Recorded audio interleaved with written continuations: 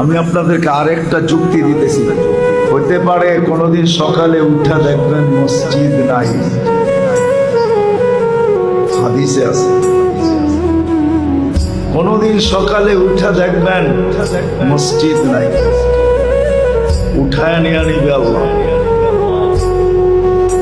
দুনিয়া যখন ধ্বংস করবে এর আগে আল্লাহ মসজিদ উঠায় নিয়ে যাবে। উঠায় সকালে উঠা দেখবে মসজিদ নাই, উঠায় নিয়ে গেছে।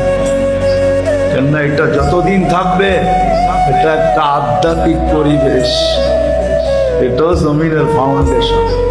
মসজিদ গুলাকে আমাদের আগে উঠায় নিয়ে মুসলমান দেখবে একদিন সকালে উঠা দেখবে কোরআন পড়া আছে কিন্তু একটা অক্ষরও নাই,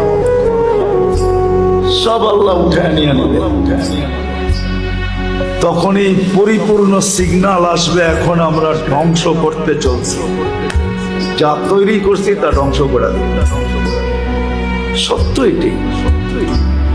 কিন্তু আমরা যদি এর সাথে অগাধ মহব্বত রাখি, ভালোবাসা রাখি, একে আবাদ করি, আসা যাওয়া